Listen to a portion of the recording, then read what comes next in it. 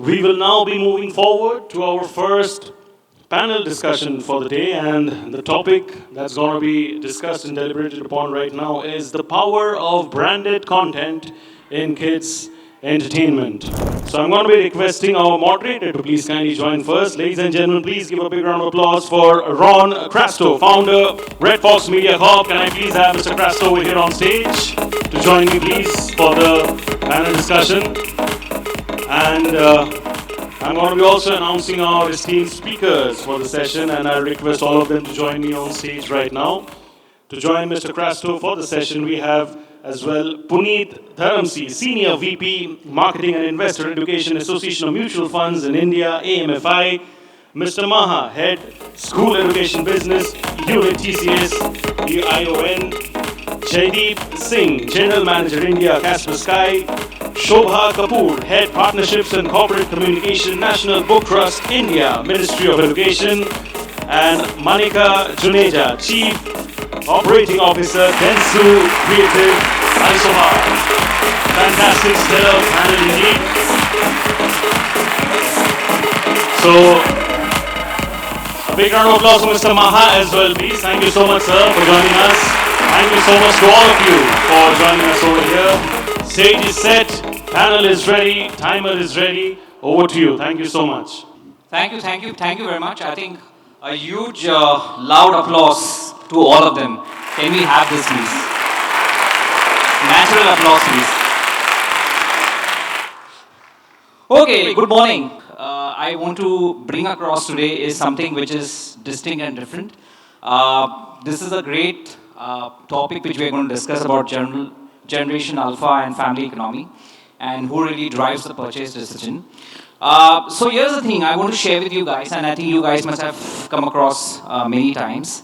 Whenever your car stops at the traffic signals, you find some fancy looking street sellers who come with different products. And what they really generally do is they go to those cars where there are families and there are babies and there are young kids. And they continuously, literally torture them and pester them that to please buy this product, please buy this product, please buy this product. Ultimately, the father and the mother actually have nothing to do, but they just go back and they come back and say, hey, let's buy them. So what is really happening here is a new product is coming, there is a traffic signal, and there is a lot of hustling, bustling amongst all of them, and they finally buy the product to pesto power. So I really don't understand how this pesto power has become bigger thing in today's age and time.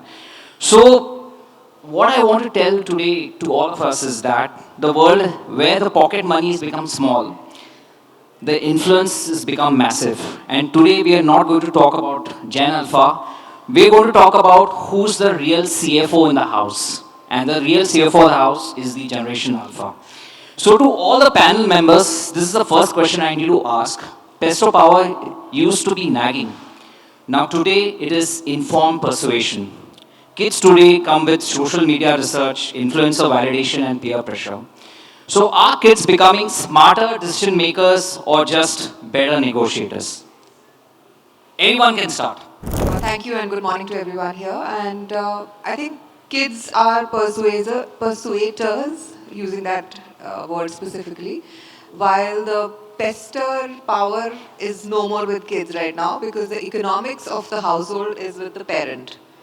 So given the landscape that we are in, while they will pursue, I think the real mix today is more family way. And today we are also putting in not just the parent but the grandparent in the decision-making process. We are seeing a surge of formula households that we've all grown up probably with, back in fashion, where grandparents are there at home as well. So it's three generations making a decision together is what I feel. Okay, Puneet, you have a slightly of different opinion. Yeah, I would beg to disagree. Talking from experience, I have a 14-year-old daughter and an 8-year-old son. So I'm living through the pestering. So as a kid, you want something, you tell your parents. Back in our childhood. So if you want something, you tell your parents. They'll say no, you drop it. If you want something really badly, you'll probably throw a tantrum. If you are lucky, you'll just get a rap. If you're very lucky and they're in a very good mood, then you might get it, right? But these days, my kids come to me, Dad, I want this. I've added to your cart. Yes. This is why I want it. My friends have it. You know, I saw a video on this, and these are the benefits. Can you just buy it for me? Wow. So things have changed, and kids, they're passive aggressive, I would say, to an extent, right? And they come with their research, very well done. So yeah, things have changed a lot. Things have moved completely. Oh, Manika, two contrasting answers. How do you want to neutralize this? So I think, kids, while the pester power still exists, yes, it has become more rational. They have certain nuances that they will come up with. Sometimes the parents would be able to say yes directly, because the logical argument is very, very solid that they, make in front of the family. So yes, of course, better negotiators. They know how to swing things their own way. But at the same time, I still feel, if the parents put in some logical argument back at the kids, sometimes they settle, sometimes they don't. So it is a push and pull, like a traditional push and pull between parents and kids. But yes, the kids have become smarter, harder negotiator, easier to please these days. So of course, it has to be a balance is something that I feel. Wow. Jaydeep, what a mix of answers here. Can you throw more light? So honestly, my kids are much older. My daughter's 25 plus and my son's 20 plus. So I had to Google what Generation Alpha meant. That's an honest acceptance. So I think what we've seen is that the kids, I think, have always been smart. I think the level of smartness has not changed. We were also smart kids. The avenues for engagement have changed. I think we were very badly trashed at times when we used to go out and play. Today it's the reverse. Today you have to push the kids out to go out and play. So I think some of the dynamics have changed significantly there. So, but having said that, kids influence the buying behavior quite a bit, no doubt about it. I think they bond to the digital age. They can't sleep without their phones at times. Their phones are right next to them. And they have a significant play in a lot of decision making for sure. The important part is how do we sort of guide them in their decision making. So parents need to be more involved. That's what I would recommend here. So you have a different lens here. I can see that.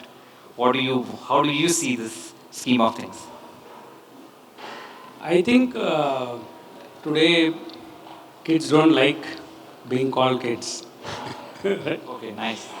And pester power or not, given the kind of information that's available, given the kind of influence they are being put under, I think they are the real initiators of purchase decisions. And all purchase decisions have to get started somewhere. And I think a significant amount of initiation, again, depends on the kind of products, obviously. They are more and more initiating it.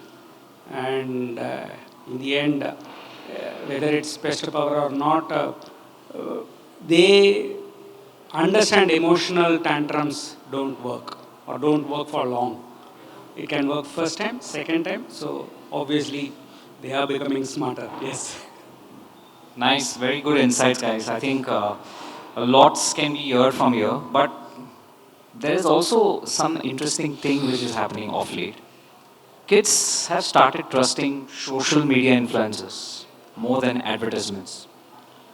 So are brands building relations with kids or just putting the trust on influencers? What is the panel saying about this? Anyone can start. Punit, chalo. So while we don't work with influencers, right, but when you look at kids these days, yes, influencers are influencing a lot of their decisions, right? Be it the smallest toy or the latest gadget that they want, and they will have someone they follow who has bought it, shown why they should have it, and that is why they want to have it. And the other is peer pressure, right? Everybody has access to everything these days. So my friend has this, I also want this. Is a very common peer pressure, reason that comes up. So yes, influencers are influencing a lot of these decisions. Shobha?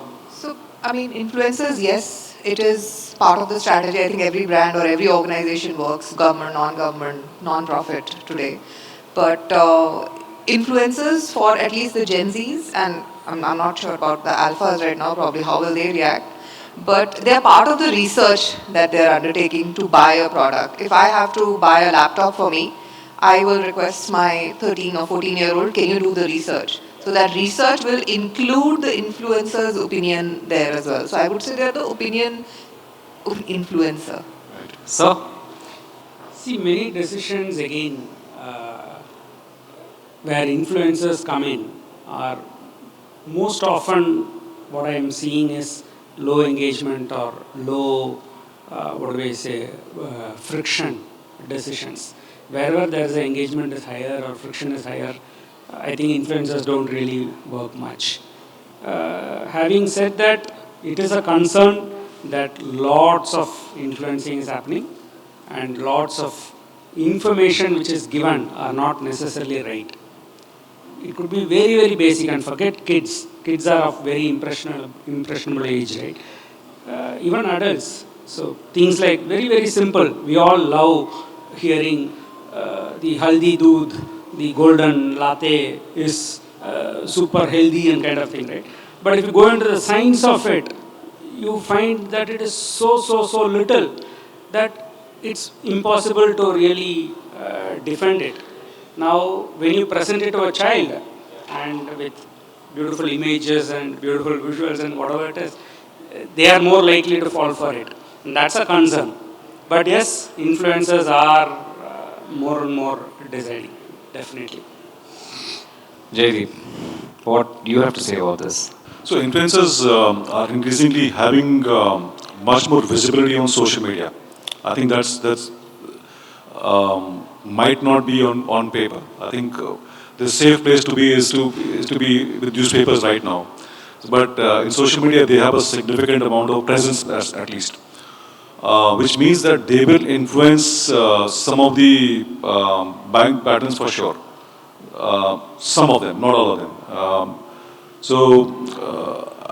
I think we need to be guides to the kids that with respect to influencers, and then moderate their thought process in that space. That's what my take would be.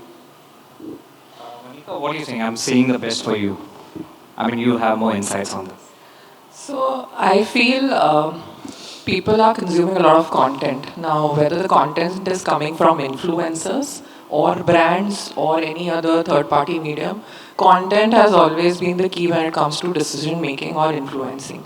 In the pre-digital age, the influence used to happen in schools, via friends or relatives, siblings, etc. That was the limited circle. Now with a smartphone being in everyone's hand, the influencing circle has increased. Now when we consult the brands, what we usually tell them is, the content has the superpower. If the brand is giving persuasive content which could impact smart decision making with parents also being involved and with the kids getting, of course, right guidance, then that's there. Kids are smart enough to identify whether it is a paid ad influence or if it's a branded advertisement or generic information, etc. They also trust their teachers, whether they are teachers online or offline, etc. Right? So any touch point where somebody can guide the kids with right set of information and cusp of commerce, content, and conversation would be the actual influencing factor for the kid.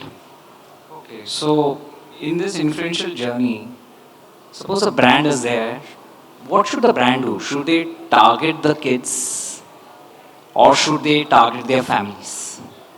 How does it work in this entire chaotic scenario?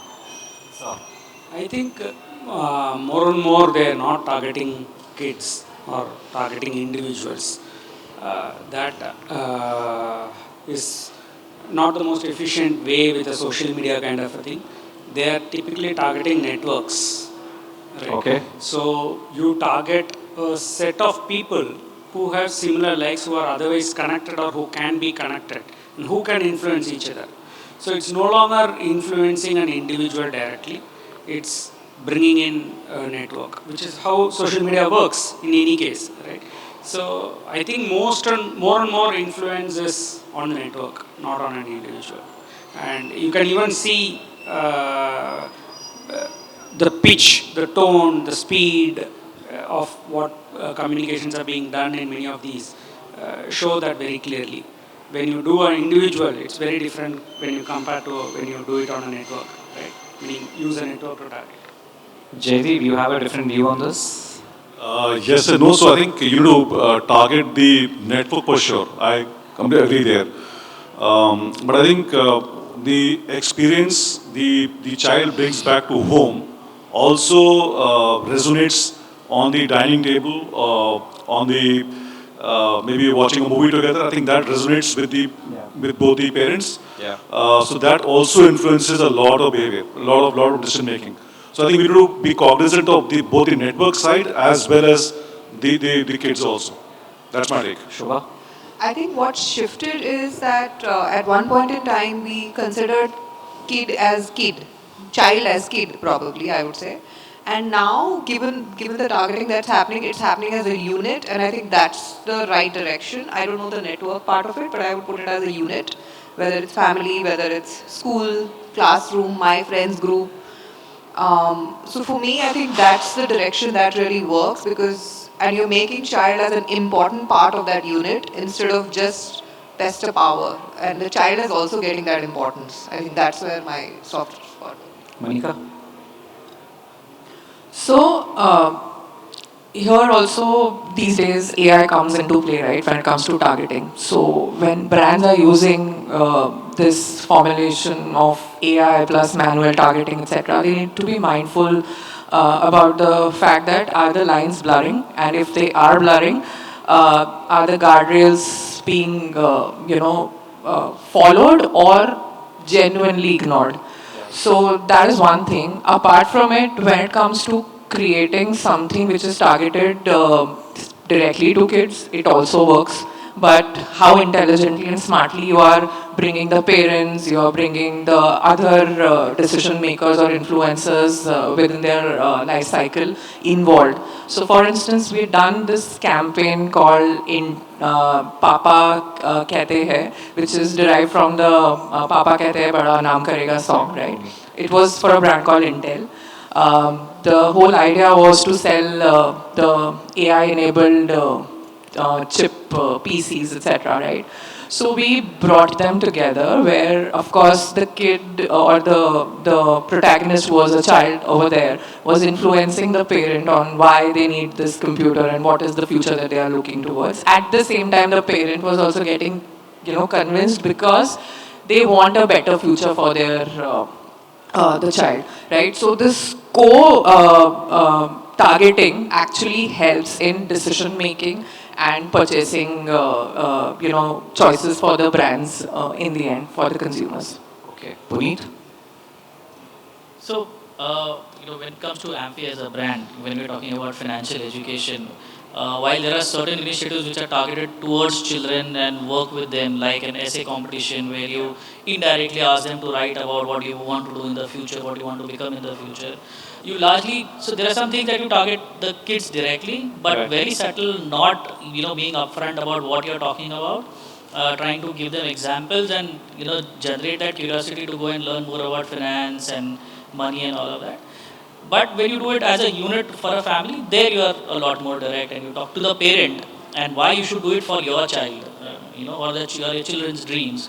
That is how we go about it. Okay. I think, one of the reasons why she brought this point of AI. Yeah. When I talked about efficiency, more and more decisions are made when it is influenced by a social group, which is actually the final, tilt of the decision. Till then, you're a cat on the wall, right? You're gathering information, you're deciding, but the social group in which you are is what is tilting that decision. And hence, more and more AI or more and more, in the end, it's all algorithms. It's all very simple, beige in economics. So you have certain prior experience, give them a set of stimuli, and then now you see how they change. And that works on a network. Okay, because that's the key tilting point. And that's how AI algorithms are designed.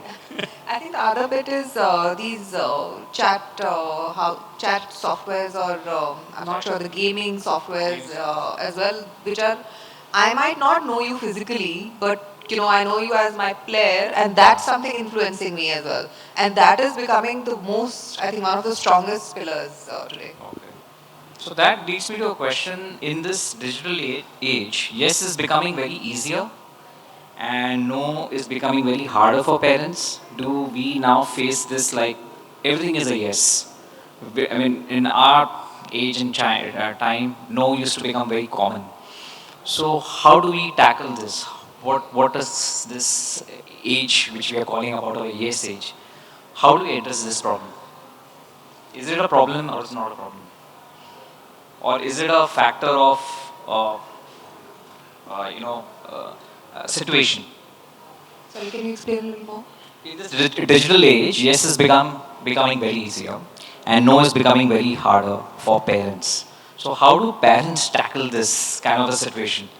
Probably I can talk as a parent more. I say more no than the yes, and I hear more arguments from the other side. I think somewhere, like I said initially, the economics today are way more important. The disposable income and the hands of the parent is way more important today.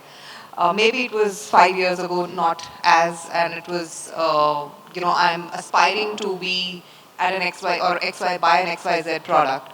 But today the economics are of value, and also given what we are seeing around, we are preempting that the world is moving towards. So more and more adult behavior is what primarily I'll talk about, is about right now moving towards saving and buying most valuable or the valued product. How does it work, Puneet, in your kind of business?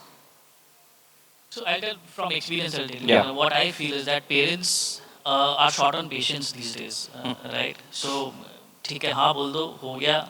I don't have You're to, done. yeah, you're done, right?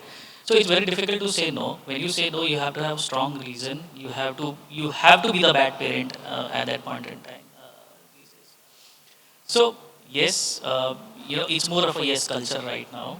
But it is again like someone said, you have to balance. You have to, let your values, which you've grown up with, prevail, and make sure that the child doesn't go overboard asking for things and getting everything that they want.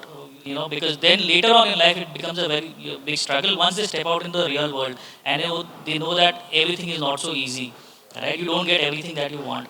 So you have, as a parent, you have to be very mindful of that and make sure that you draw boundaries. Okay, certain things, yes, you will get them easily. For other things, you have to work hard. There has to be a strong reasoning. Only then you will get a yes. Manika? So when I see my cousins, my friends who are parents, right? So I just observe and I figure that there are different parenting styles. It used to exist earlier also, but of course, with now social media, digital world, now with support of AI, even parents are, sort of asking chat GPTs as to how to tackle this problem when I'm dealing with my child, is coming and asking for XYZ things, right? So it is the pool of information which is available, and parents are actually picking and choosing their parenting styles. Some, of course, get persuaded very easily due to paucity of time in their busy lifestyle and schedules. Some would say a strict no because they are following their parents' footsteps per se, or any other point in their life.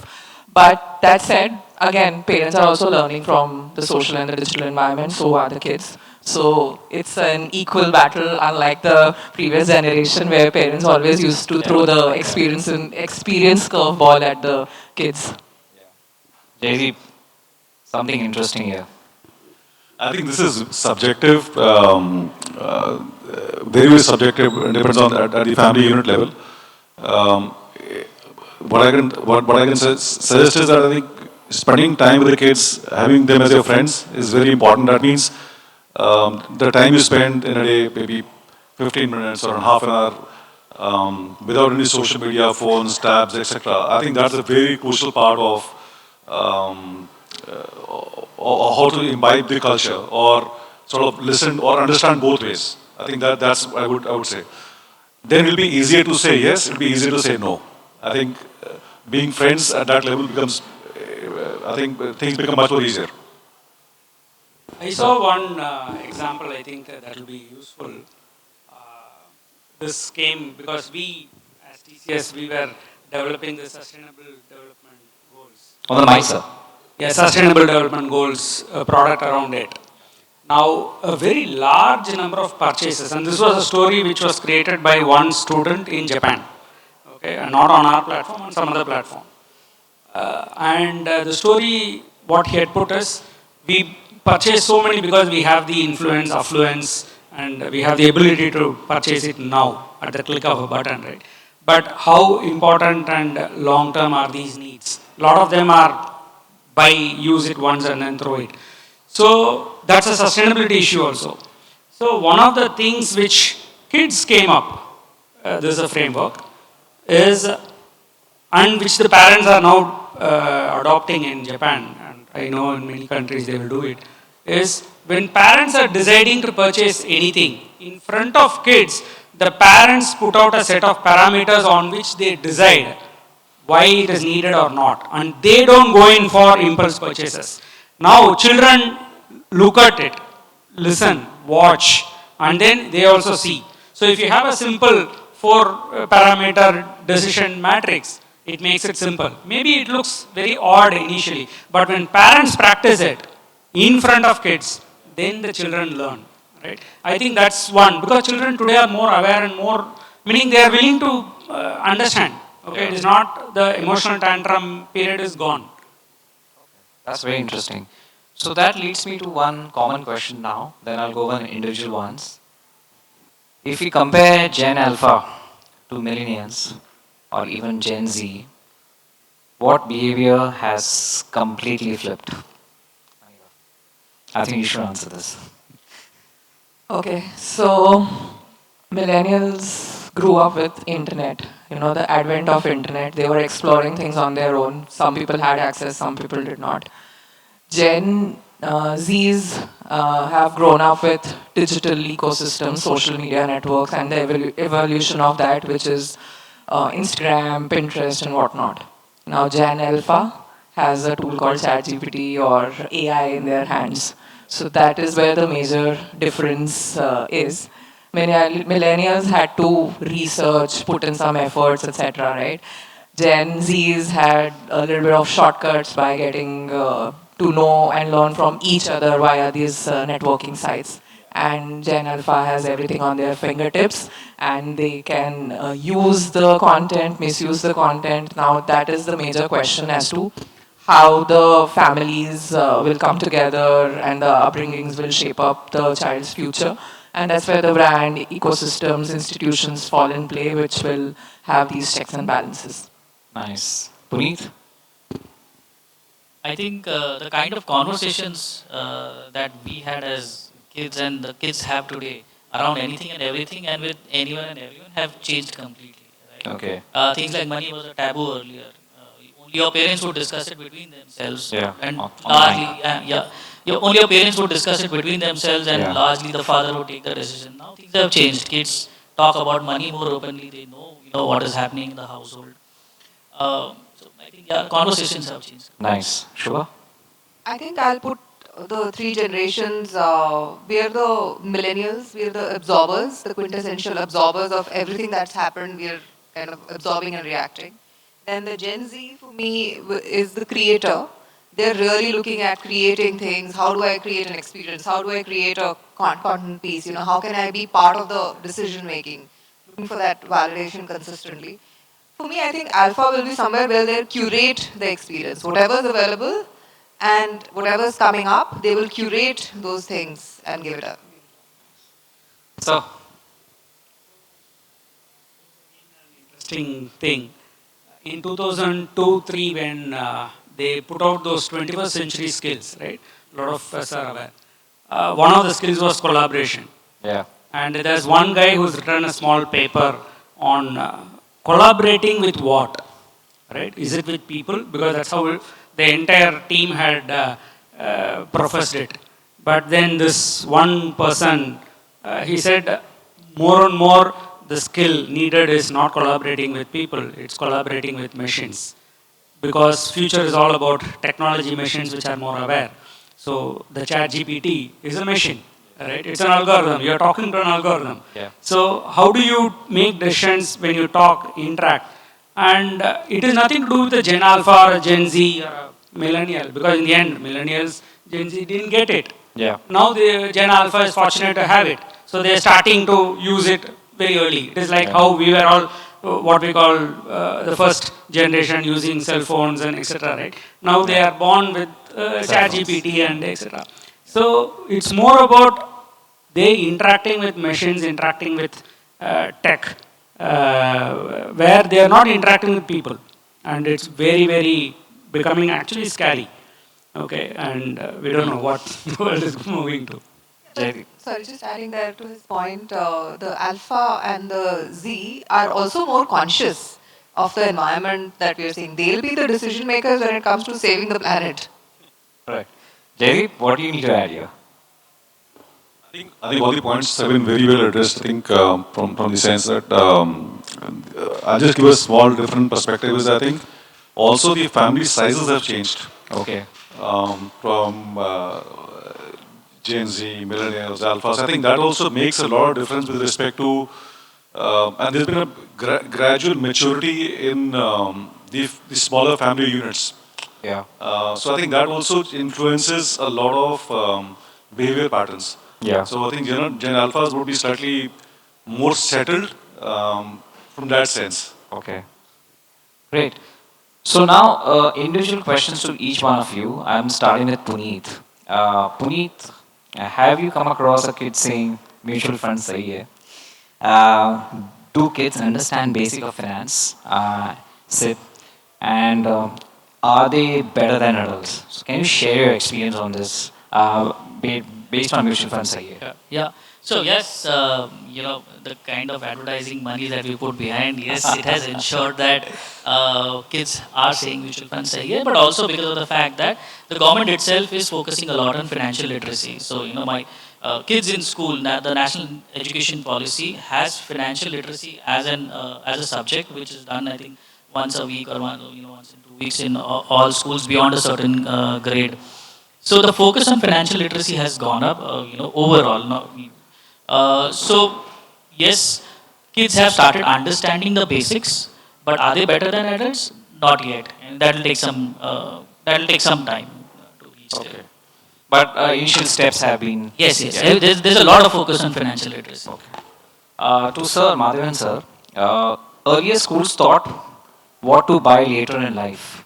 What to buy? Later in life. Today, kids learn what to ask parents to buy right now. Is education shaping curiosity or consumption? Definitely it is driving consumption more than curiosity. Okay. That's the bugbear of the education Okay. what do we say, ecosystem we are inside right now. That's a no-brainer. It is consumption. How do you expand that? How do you expand that? So, see, today everyone wants to experience it immediately. See, it's an instant gratification economy everyone keeps talking about. Okay. It has been talked about for so many years. So, it's all about not really going deep into researching, understanding. See, curiosity is all about before, let us say, Yeah. taking the same example of a purchase decision which you are doing. Curiosity means you go deep into understanding why, what, how does it compare with others, who uses it, am I the consumer, Yeah. is everyone else the consumer, what will happen after this, right? What do I expect? But kids can't do that. They're too young to do. Right? So influencers ensure that you camouflage many of these and then make them consume it. Right? Give them all the right cues to consume it. And everyone falls for it. Including adults. It's nothing to do with kids actually. We keep telling kids, but I would say including adults. And that's also not something which can be generally taught in just a school. It has to be taught everywhere, starting with the family, which is where what I talked about that idea which I saw in Japan was very. How do you really decide, right? If you put a simple 4 matrix, depending on your family, right? It works wonders. And many of what he said, for example, a lot of financial decision making is all about the long term. It's not about next 1 month, next one's year kind of a thing, right? So it's not about consuming it now. It's about going deep, understanding, because you're deciding something for 5 years, 10 years, 15 years. Almost everything for education, everything for children have to be like that. Fair enough. Jaydeep, for you, in terms of your company, Kaspersky, what happens with today's kids? They become digital natives. They have become social aware. They also know to download apps. They know to click at links. They follow influencers. And they're also very faster than adults. At what age should cyber hygiene become an important as stable manners? Great point. And before I answer that question, and this is for everybody. I think all of us have got enough cyber protection when it comes to our corporate networks, devices per se. Right. How many of us have got basic antivirus on our phones? Our research says not more than 25% of the people in the average. Yeah. So I think what's important is that you should have some basic cyber security features on your devices, where your apps are. That's a starting point. Which comes to the second one, when does cyber hygiene education for kids important? From the day they get a device or prior to that. I think that's very, very important, because what we're seeing is a lot of phishing attacks, a lot of in-application scams, a lot of not correct behaviors online. So I think that needs to be done even prior to somebody having access to devices and social media, is what I would recommend very strongly. The next question is to Manika. Do kids watch ads? They watch people who they feel like friends? Or are brands building relationship or renting trust from influencers? So, yes, and yes. Okay. So, coming from the brand lens, the brand needs to build an ecosystem where it's creation, co-creation, and also a little bit of renting. For it to be a completely informed and informative ecosystem for the kids and who are getting influenced by it. And that's the long-term game.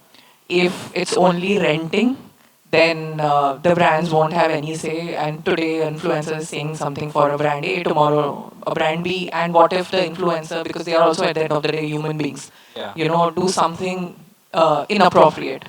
Then it becomes a very big question mark on the overall premise which has been set with the brand, right? Right. And even with respect to ads, again, it has to be done within a certain guardrails so that it is not overselling to the kids, but at the same time there is a fine balance. Because yes, the Gen Alpha, Gen Z, they are ready out there in the market looking for brand experiences and not advertisements. Okay. Great. Shobha, this question for you. Books versus screens. Earlier it was to be bedtime stories. Today it's bedtime scrolling. How do we make values compete with viral content? I think on an average, sitting here as an adult, if you look at our digital screen monitoring on all our phones, it will be 4 to 6 hours of social media only in a day. So first it's us who has to stop and then do the role modeling, then to the child. And the dining table rule has to be there that while eating, no content consumption, which I have seen in my household, which happened, and it slowly started converting into conversations. Right. So no cricket match, no serial or movie or anything on the table. So that really helps the way we drive more and more conversations, I think. And when we're saying towards books, primarily, I don't think it's mandated that we're saying read only physical books. Today we are seeing a lot of health experts, they're saying that if you want to read 5 pages a day. It's your choice of the medium. But slowly and steadily, you will start feeling that, I've grown up flipping the pages Yeah, yeah. rather than, moving my finger up. So that's a journey that a person really goes through, I would say. But yeah, I think it the decision really and the transition is in the hands of the adult, not the child really. Okay, great. Okay, now we're going to have a little game. Okay, it's called yes or no. I'm going to ask you all the questions. You just have to say yes or no, no justification, and quickly. Don't think so fast. In the span of seconds, you need to ask, uh, answer. So, first question: do kids know brand logos before alphabets? Yes. Yes. Yes. Absolutely. It's all yes. All right. Next question: brands understand Jan Alpha better than parents do? Yes. There are research studies going on by the brands. Not yet. Not yet. Okay. Maybe. Maybe. Okay. I'm not sure of this one. Okay. Not sure. Yes. Yes. Okay. Two yeses and maybe. Okay. Three maybes. Okay. Question number 3. School should teach financial literacy before the age of 10 years? Yes, absolutely. Yes, of course. A big yes. I think digital literacy and cyber hygiene even before that. Fair. Fabulous. Yes. Question 4. Is Gen Alpha most demanding consumers ever? Yep. Yes. Yes. They know their value. Yes. So? I don't think so. You don't think so? Okay. 4 yeses and 1 no. Wow. Okay. Question number 5. This is for kids. Emotional blackmail works more than logic. No. They know it now. They know it now. Okay. They're learning. They're learning. Okay. I'm not sure. You're not sure. Okay. Logic works. Logic works. Okay, sir. No. So No. no more emotional tantrums. Acha, okay. So there's a mixed answer here. Okay, now I just need to do one closing line. You just have to give me a one closing line before we end this session. Almost in 0-0. Can you give me one punch closing line to end this session? All of you, one line, please. Okay. So, So, see, the entire world is right now under the influence of this attention economy, right? Where attention is everything. And there has been a lot of talk about the creator economy. But serious creation needs serious attention. And when there is distraction or lack of attention, creation cannot happen. And as parents, as adults, as people who are part of this, it's very important to ensure that we don't fall for the dopamine hits. okay. So I'll put 2 points. I think we need to have cyber hygiene in place, very important, which means at least communicate with kids on what could be the possible pitfalls when they're using devices. Have some products installed on your devices, whether it's your smart pads, your iPads, your phones. Have some protection. It could be an antivirus, a secure QR reader, and then the second point is switch off your data and your Wi-Fi when not in use. Before going to bed, what stops you from switching off your mobile data Yeah. or your Wi-Fi? Yeah. I think these are my suggestions.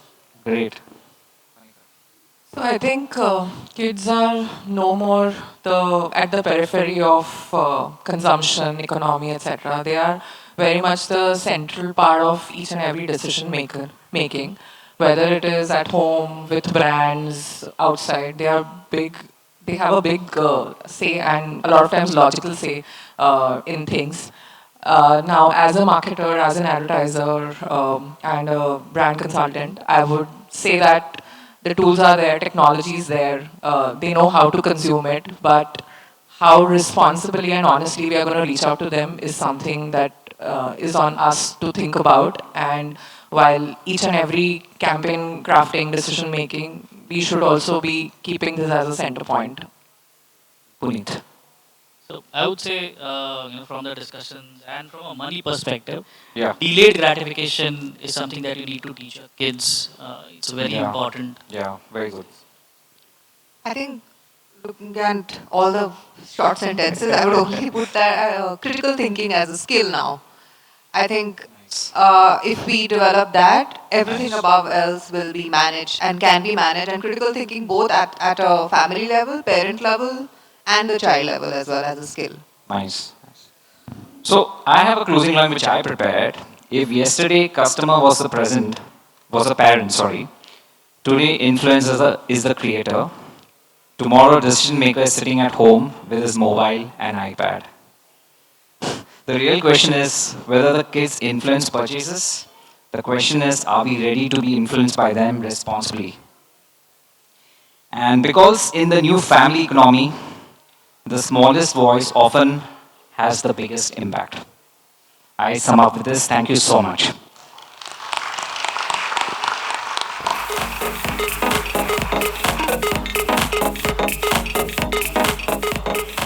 Thank you so much. I'm going to be requesting Mr. Sanjeev Kumar, Chairman, KidZania India, to please kindly come up on stage and give the token of appreciation to our esteemed speakers over here. Big round of applause to Mr. Kumar once again, please.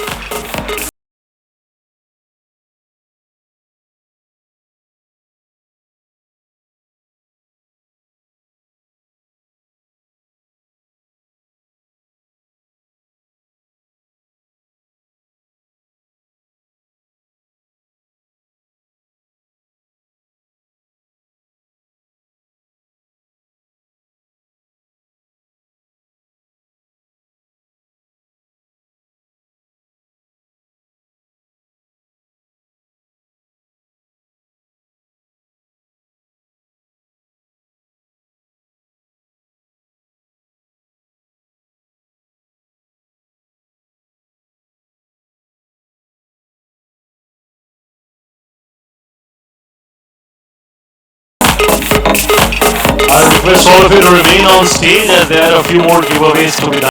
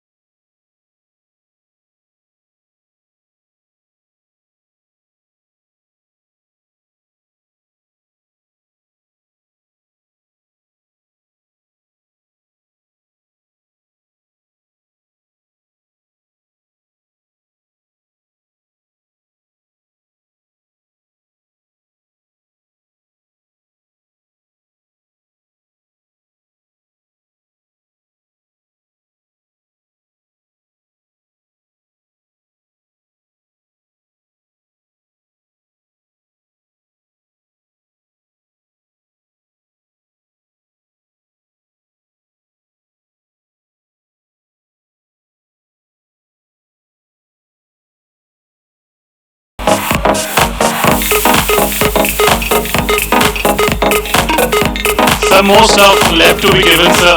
Sanjeev sir, we have more stuff to be given. It's never ending, we have more stuff to be given. Can we please get the stuff quickly on stage, please?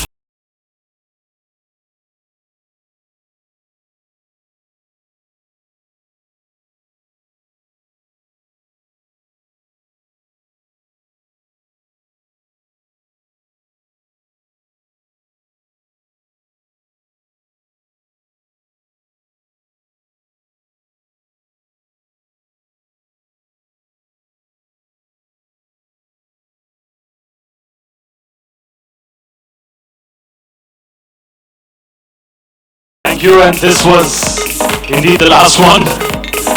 And we would love it. We would love it if you all can pose for a nice group photograph. What I'm going to do is I'm going to just maybe pull the table a little behind. Yeah, it's enough. All of you, I request all of you to please kindly stand over here at the front for a nice group photograph. That would be really nice. Thank you. Ladies and gentlemen, when the photos are being taken, I request all of you to clap and appreciate in the loudest way possible. Really, really kind of all of you to kindly acknowledge their presence. Thank you.